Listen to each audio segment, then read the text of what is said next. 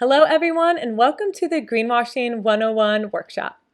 My name is Marina McCoy and I'm the founder and CEO of Waste Free Earth. I founded Waste Free Earth after seeing a lack of education and implementation of zero waste programs at events all throughout the country. And I'm Alexandra Thompson. I'm the Sustainability Programming Manager for Waste Free Earth. And I love educating people about sustainability and zero waste, especially at events and conferences. Our mission at Waste Free Earth is to reinvent how society produces and consumes waste through education that empowers and engages. We are building a business culture that prioritizes zero waste systems over the current status quo of burying single-use items as trash in landfills. In today's workshop, we will be going over why greenwashing is an issue, how you can stop supporting brands that are greenwashing, and if you're a business, how you can avoid greenwashing your brand. People in the United States are pretty trashy. We produce about 4.5 pounds of landfill waste per day. And as family units, we produce about 18 pounds of landfill waste per day. The global average is only 1.6 pounds per day.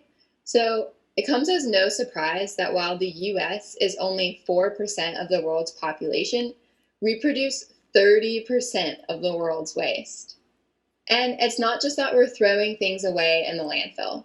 We actually have a problem with recycling too. So 94% of families support recycling and believe that it's a good thing to do. But less than 35% of families actually do recycle.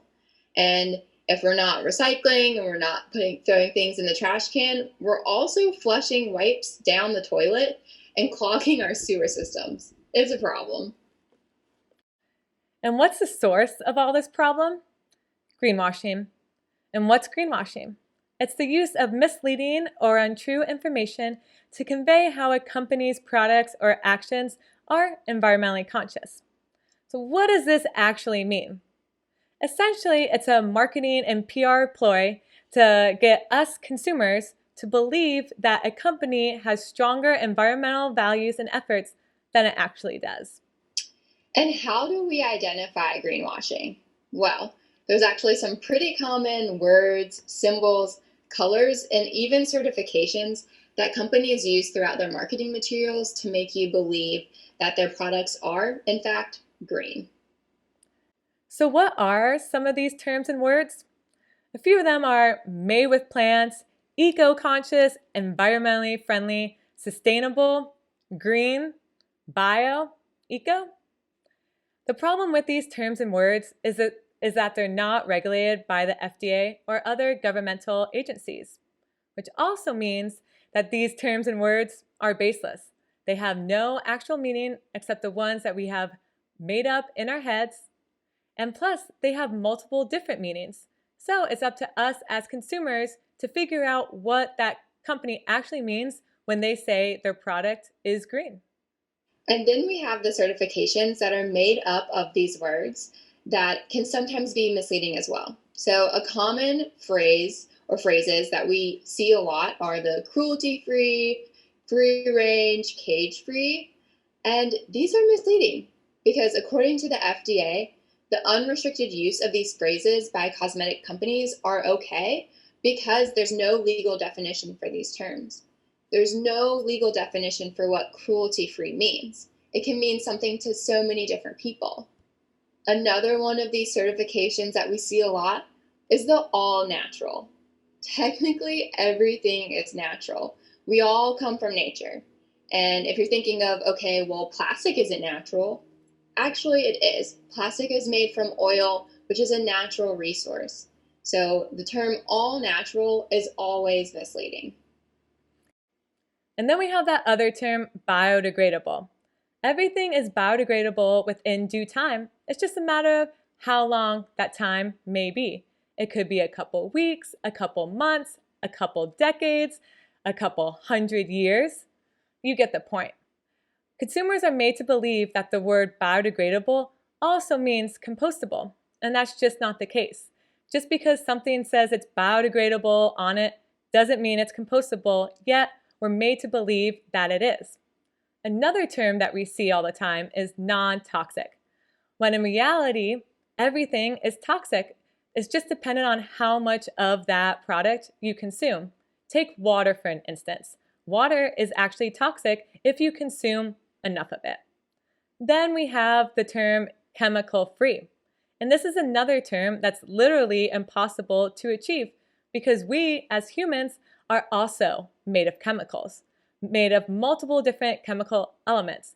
So, how can anything actually be chemical free? The point of all of this is to highlight that anyone can make up a certification. Anyone. They are not regulated. Remember this slide that we showed you just a few minutes ago with all of these certifications? Almost all of them are stock certifications. The one in the middle that says compostable, I literally just added the words compostable on top of a leaf. It's fake, it's not real. Now, these are some of the real certifications that people and brands have to have third-party verifications for. And as you notice, they're pretty similar. They use the same color schemes and the same symbols to convey a similar message. And one of the symbols that we see that gets used quite a bit is the recycling symbol. Because just like some of these other symbols like a leaf or a star, the recycling symbol is not regulated. And neither is the compostable symbol, which really doesn't exist right now. It has not gone mainstream yet. Besides the point, the recycling symbol is not regulated. Now, take a look at this item. Here you see the recycling symbol on the plastic lid and also the recycling symbol and the words "please recycle" on the canister itself. This is problematic because the plastic top is actually a number 4, and in most counties, plastics 3 through 7 are not actually recyclable. The reason is because the plastic number 4 is too light, and when the recycling facility is trying to sort through all the materials, the fan that blows out the paper to separate the paper will actually blow the plastic lid because it's so light. And then that plastic lid will contaminate the paper. So recycling facilities kind of just said, forget it. It's not worth sorting it out. So when you throw that in, you're actually contaminating the recycling stream. And same thing goes with this canister. So it's your classic kind of nut jar, but it's mixed materials. So it's aluminum, it's cardboard paper, it's plastic lining. There's all these materials that go into making this one canister.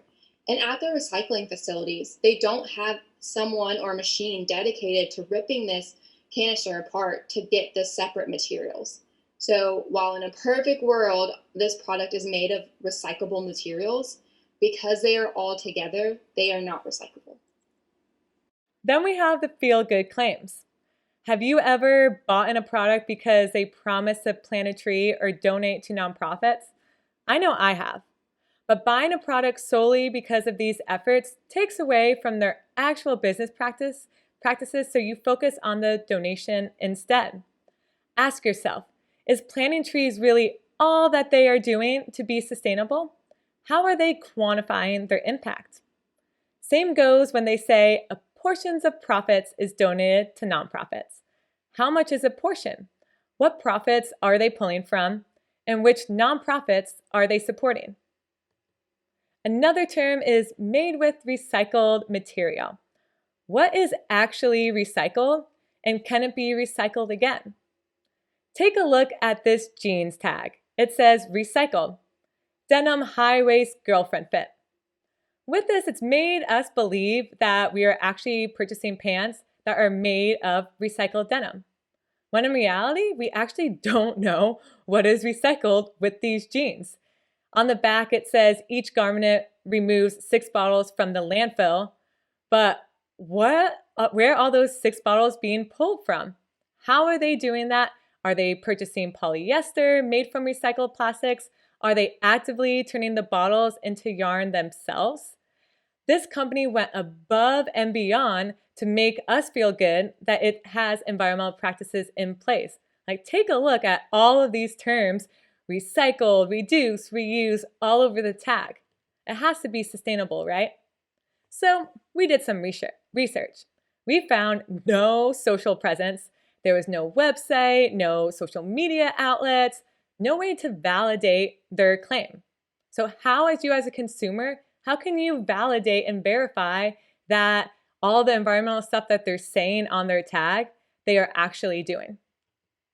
So, what are some solutions to our greenwashing problem? Let's start with consumers. So, when you're getting ready to buy a green item, do your research. Does it have some of these fake certifications on it that the company just made to make the product seem better?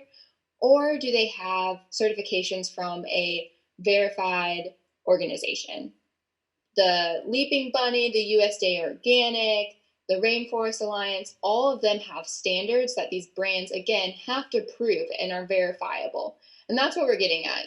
These brands may be doing good things, but it has to be provable. We can't just believe it because they say it's true. And so, how do you do your research? Well, you check out their website. What do the terms green, eco-friendly, all natural mean to them? Do they have any context surrounding their efforts? Are they vague about their efforts? Are they transparent? Really breaking down how reliable this brand is. Most of the time, some brands will actually, highlight all the usually pretty small, but things that they're doing that are super sustainable. Meanwhile, they're trying to hide the things that they're doing that aren't sustainable. So really figure out, is this item that you're purchasing actually green? Is it actually eco-friendly? And what that means. Companies can and should do more. The companies that are doing the work are actually super transparent. You can track their progress, their previous efforts, their growth, and even their failures. A lot of the times they will share their information as a resource to other people within the industry, because it's not just about creating a sustainable, marketable material for them. It's about making the earth a better place. That's the core root of why they're doing what they're doing, because they believe in doing better and not just selling more product. And some companies that are doing a lot of work within the sustainability field aren't actually communicating that on their socials and websites. The brands that are doing the work are more than happy to share with you where to find their information on the website, or just send you more information about their sustainability goals. Make sure you also do your research on the green brands. Sometimes bigger companies like Clorox or Rubbermaid own smaller brands that we deem as sustainable. It's okay if they're owned by a bigger brand, but that means they typically have bigger budgets, so they can and should spend that money on sustainability practices and efforts. And it's also important to note that you should be practicing mindful consumption. It's the same old story of supply and demand. Companies and brands are marketing their items as sustainable because people are rushing to take them off the shelves. Practice mindful consumption. Even if an item is actually sustainable, do you need it?